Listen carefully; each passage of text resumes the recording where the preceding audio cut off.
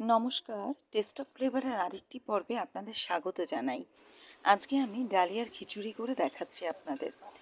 শ্রাবণ মাসে অনেকেই এই সময় সোমবার বা শনিবার উপবাস রাখেন। তো আমার উপবাস রাখা হয় না, তা আমি ওই সময় ডালিয়ার খিচুড়ি বা আতপ চালের ভাত খেয়ে থাকি। তো আমি আজকে সোমবার রাত্রেবেলা বাড়ির সবার জন্যই ডালিয়ার খিচুড়ি করেছি। এখানে 250 গ্রাম ডালিয়ার সাথে আমি 100 গ্রাম মুগ ডাল নিয়েছি। শুকনো খোলা একটু টেলে নিয়ে ডালিয়াটাকে প্রেশার কুকারেই নুন, হলুদ আর একটা তেজপাতা দিয়ে আমি সেদ্ধ বসিয়ে দিয়েছি।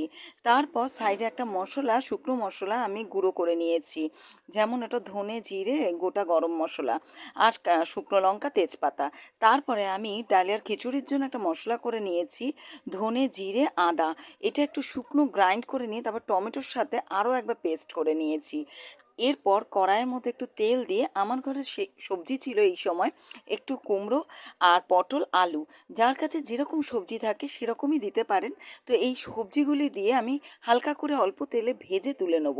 এদিকে আমার ডালিয়াটাও সেদ্ধ হয়ে গেছে আর একটু তলায় জল নেই। তারপর একটু নুন হলুদ দিয়ে সবজিগুলি সেদ্ধ করে সবজিগুলো আলাদা তুলে রাখবো। ওই কড়াইয়ের মধ্যেই আমি আর একটু সাদা তেল দিয়ে তাতে গোটা গরম মশলা, তেজপাতা, শুকনো লঙ্কা আর আমি 5 ফোড়ন, আমি খিচুড়িতে 5 ফোড়ন দিই, জিরে দিই না। সাথে আমি একটু হিং ফোড়ন দিয়েছি এবং এই ধনে, জিরে, আদা এবং টমেটোর পেস্টটা আমি দিয়ে দিয়েছি। উষ্ণ গরম জল দিয়ে আস্তে আস্তে করে করে মশলাটাকে আমি কষিয়েছি, নুন, লঙ্কার গুঁড়ো এবং একটু হলুদ গুঁড়ো দিয়ে। আর তার সাথে চিনিটা একটু দিয়েছি 2 চামচের মতন, কারণ খিচুড়ি একটু মিষ্টি মিষ্টি করার জন্য।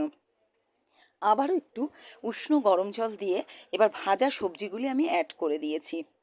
সবজিগুলি ভাজা ভাজা হয়ে গেলেই তারপর আমি আমার ডালিয়া, সেদ্ধ করে রাখা ডালিয়াটা দিয়ে দেবো। এক্ষেত্রে সাইডে আমি আরও 2 কাপের মতন গরম জল এখানে অ্যাড করেছি। এখানে আপনি আপনার প্রয়োজন অনুসারে জল বাড়াতে বা কমাতে পারেন। এবার ডালিয়াটার ফুটে উঠলে একটু গরম ওই ভাজা মশলাটা, 2 চামচের মতন ভাজা মশলা এবং 2 চামচের মতন ঘি দিয়ে গরম গরম পরিবেশন করুন। এটা আলুর দম বা যে কোনো তরকারির সাথে আপনি খেতে পারেন। আমি আজকে, আমার মেয়েরা বলেছে একটু পাঁপড় ভাজবে, পাঁপড় ভাজার সাথে আমি ডালিয়াটা সার্ভ করেছি। যে কোনো নিরামিষ দিনে বা যে কোনো উপবাসের সময় এই ডালিয়ার খিচুড়ি কিন্তু অসাধারণ লাগে খেতে। ডালিয়া হয়তো আপনারা অনেকেই বানান, তবে এভাবে একবার বানিয়ে দেখুন।